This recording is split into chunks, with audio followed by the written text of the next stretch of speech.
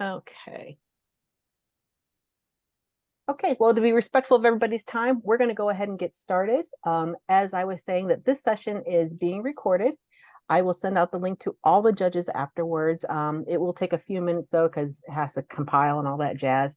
But my name is Deb Cole, if you have not met me before, and I am the program, I'm this program manager for the center.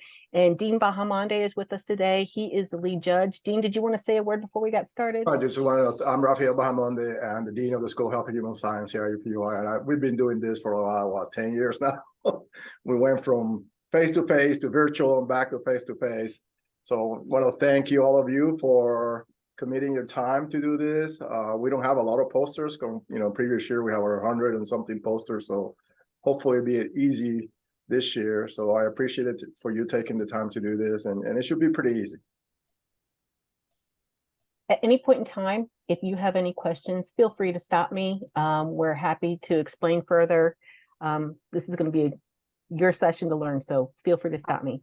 All right, we're going to start with the first slide here. So just to give you an idea of the overview, as Dean said, that we are back in person this year. So we're going to do it old school. We're actually going to do the scoring on site as opposed to prior to the conference, which if you've worked with us for the last couple of years, we have been doing it prior to the actual conference itself. This year, we're doing it on site. So judging of the posters will be next Saturday, so a week from tomorrow, November the 4th, and it's going to be 2 to 4 p.m. Central Time. That's going to be at the Oak Brook Hills Resort and Conference Center, and that is in Oak Brook, Illinois. If anybody is flying in, you can fly into either O'Hare or Midway. It's kind of equidistant to the venue. I would prefer Midway, but that's just me. So that is where it is located. Session length, we are doing 2 hours. And to try to limit the congestion in the room, the first hour, we're going to do the odd posters, and the second hour, we're going to do the even posters. As Dean said, there's only 90 posters this year. In the past, we've had almost 300, but we are limited in space this year, so we had to kind of keep everything to a minimum, but there's going to be 90. Assigned posters, judges will receive anywhere from 6 to 8 posters, and that is in total. So I will be very cognizant in making sure that you only have 3 to 4 in each of the sessions. So you only have 3 to 4 in the first hour or 3 to 4 in the second hour. That should give you enough time then to go ahead and score and submit. Speaking of scoring and submitting, each poster is going to be judged 2 different times for calibration. And just to remind yourself that this is a time session, and I would say plan to spend no more than 10 minutes per poster. And that should give you enough time then to make your notes, input it into the Qualtrics form, find your other poster presenter, etc. Any questions on this so far? Nope. Okay. Deb? Yes. We have... Say that again?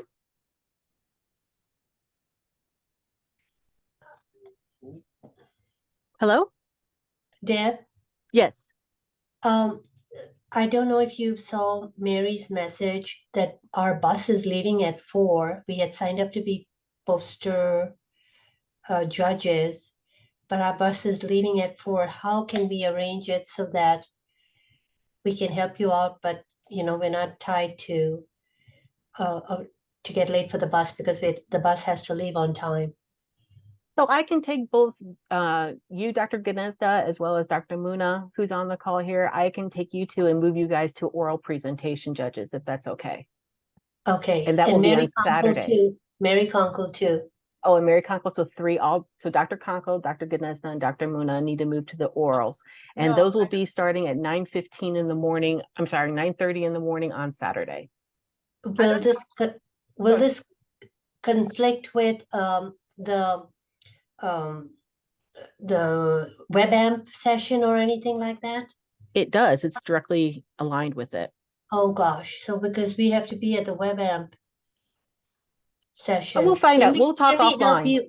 Can we help you like the first hour and then like 2 to 3? You're absolutely welcome to. And if you want to only have assignments for the hour, we can definitely do that. Okay. Thank you. I just wanted to bring that to your attention. So in case you had to plan differently. Absolutely. And if you would do me a favor and please drop me a line in email, That's my Yeah. to-do list, and that way I'll remember to do it when I'm going through the last bit of the assignments tonight. Yes, I can do that. Yeah, Thank you very much. yeah. Any other questions? I think I heard one other person ask a question, maybe. Yeah. Do you have a criteria based on We what you got? We Yeah. do, and we're going to go through that here in a minute. All right. Thanks. All right.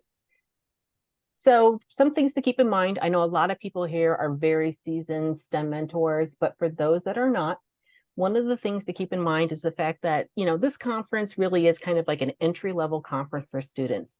And so this is an opportunity for them to practice their science communication skills and grow their science identity in a safe environment. Along those lines, a lot of the LSAM scholars, especially with the pandemic, have very different levels of experience in presenting, research, communicating their research, et cetera. So those are things that you need to keep in mind as you're talking to the students. And then so also some of the subject matter might be outside of your area of expertise, the posters that you're assigned, and that's okay, because one of the things that we want to do is we want to make sure the students can explain their research to people that are outside of the area of expertise. So they should be able to communicate to you at least what the overall objectives was, what was the research question, what they found out, and how that's useful. You should be able to walk away with that information after viewing the poster, regardless of your area of expertise. Questions about this before I move on? I have a quick question. Are we telling the students that we're their judge? Yes, ma'am. So Dr. Taylor, what we're going to do is I'm going to talk about it in the next slide, but you're definitely going to go up and you're going to introduce yourself as a judge. And one of the things that we would like for judges to do is to make sure the student introduces themselves back. So we would love to see the students be able to say, shake your hand, tell them who they are, where they're from. And if they don't, I would ask for the judges then to go ahead and prompt the student. Okay, that sounds good. Thanks. Yeah. So we are using judging categories. We use a rubric, and the rubric will be sent to everybody. We use certain categories in order to judge each of them. One of them is significance and originality of the project. And basically the questions that we're answering here is the project unique? Do we feel it's going to have a great impact on the scientific community or knowledge in the field? The organization and appearance of the poster, those are things like, well, did it flow well? Could I read it? Did they use the right colors, the aesthetics, and appropriate for what it is they're trying to communicate? Knowledge and subject matter. Did the presenter have any sort of in-depth knowledge about their area of expertise, a reasonable amount of knowledge on the subject matter? Explanation of the methods. Is there a thorough understanding as to why the research was conducted in the way that it was? Is there any methods, or were the methods articulated in a way that you understand? Use of figures and graphs, that is, how effective was the data presented? Were the table, the graphs, or whatever it is that they had on there, were they effective in communicating the overall project? And then finally, interpersonal communication, and that is the student introducing themselves.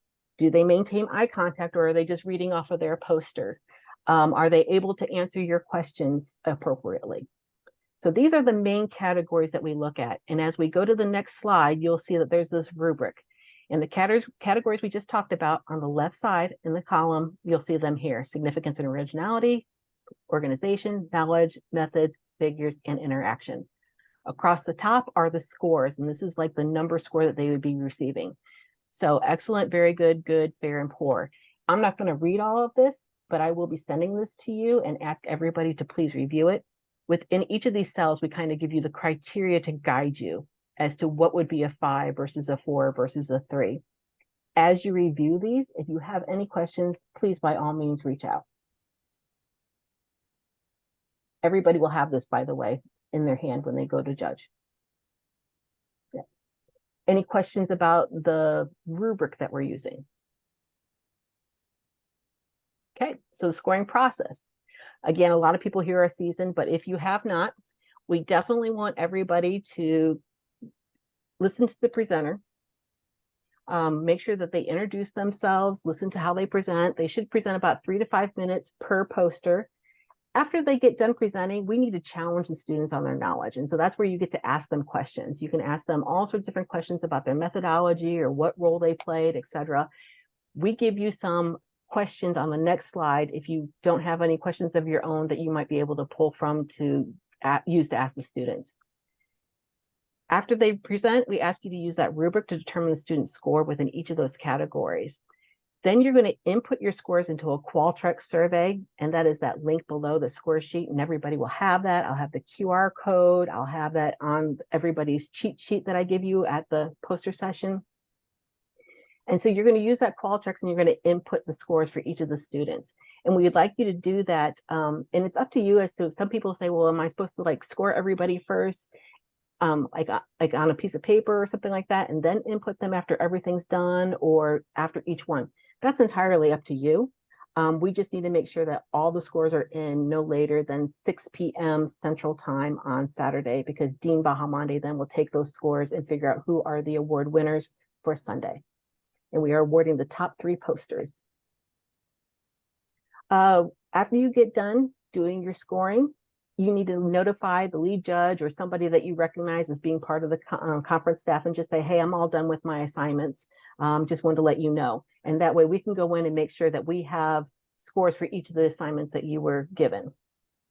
So here is the score sheet, just so you can see what it looks like.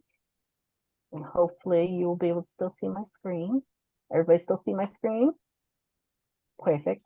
So we're going to ask you to put your last name in, put the poster number in, and then you have the list of presenters that you can pick from. So the poster number is just kind of like my way to make sure that those two match, and I would ask for you to also make sure that they match as well. So you're going to put your judge name in, poster number, pick the presenter. I'm going to say, what is that, 19? So make sure the 19 and 19 judge line up. And then you're going to come down here, and here are those categories we talked about. This person did so good. They did excellent. Look at this. They did excellent. All right. After you go through and you put a score in for each of these categories, we do have a thing called a tiebreaker, because we have had tiebreakers in the past. I'm not a mathematician, but I was told by a mathematician that what we want to do is we want to go ahead and we want to use this rating scale as our tiebreaker. And you're going to use the slider. And this is a slider that you're going to use either on your computer, your tablet, your phone. It will be available there. You're going to use the slider and you're going to select the overall score for the poster. One thing that I've been told is that you don't want it in increments of 5. So you could do like 89, but not 90, or 81, but not 80, that type of thing. Again, I'm not a mathematician. I don't understand that, but that apparently is the rule. So we're going to select that, and oh, this person did really well. So I'm going to get them up there. So after you do that, you're going to hit the next. Then it's going to give you a summary of what you put in. You're going to look at it, make sure everything aligns. You hit next again. And then here is your opportunity to really provide feedback to the student. And we do ask that you give them a little bit of feedback. Students will see this feedback after the conference. It will be anonymous, but they will be able to see it. So I'm going to put in here, excellent. And then you hit submit. It'll take you right back to a new score sheet. You're ready to go for the next one. Any questions about the score sheet? Deb, I have a question. Yes.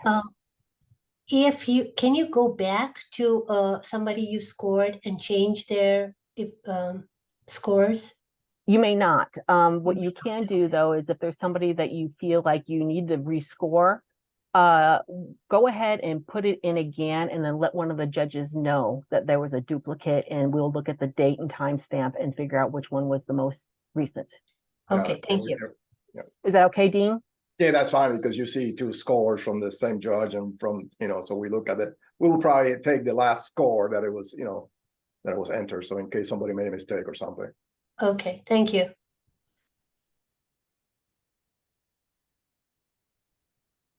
So that's the scoring process. If you are not sure what kind of questions to ask the student after they present, here are just some examples of things that you might want to have in your back pocket. These will also be on the judge cheat sheet that I will give you, so that way you have them to fall back on. And it's things just, like, how will this research be used? How were you inspired to do this research? What role did you play? Those type of things. And so these are just some example questions that you could ask. Feel free, obviously, to ask your own. the whole purpose of asking questions is we want to make sure the student has that metacognitive understanding of that deeper level of understanding of their research. So going on, things to do before the event. I'm going to send out your judging assignments. My goal is to have them to you by November the 1st. I think I'll be able to get them done this weekend, but November the 1st is my deadline. And so again, you'll receive between 6 to 8, divided equally between the 1 hour session, the odd 1 hour session for the even, except for Dr. Gnezda, Dr. those 3 from Indiana, and we'll make sure that you're only on the 1. So we also ask you to review those assignments. The assignments you'll see, they'll have the poster number, the person's name, they'll have their school affiliation, their grade level, the area of STEM, the title of the poster, as well as the abstract for you to review prior to even being on site. You'll also have in your possession, when I send this out to you, I'll put the rubric in there and the link to the poster judge score sheet. You can feel free to go into the poster judge score sheet and play around to familiarize yourself if you're not quite sure, how it's going to work or whatever on the device that you have. Feel free to go ahead and go in there and play around with it. We'll go ahead and remove those scores before we get started with the poster session on Saturday. We will have giant poster boards nearby that will have 4 judges. It will have the QR code. It will have the link to the score sheet. So that way you can go in and just either snap the QR code or type in the link here, this little bit.ly link down here to get to the score sheet. Any questions about this before I go to the last screen? Deb, remind me, are all the posters completed projects, or do we have, in previous years, we have projects that are not fully completed? We do, and I can include that also on the assignment sheet, and we do ask for that when the students submit, is this, complete with data, is it ongoing, that type of thing. And we did, you're right, Dean, we did allow that just because students have had such a limited ability to have any sort of research experience during the pandemic, that we knew that a lot of times they weren't into like a full project by the time they were ready to present. So for the scoring, I think what we did in the past is if the poster is not completed, obviously those posters will probably expect to be higher score than the posters they're just partially completed or just so many proposal they haven't even started yet. So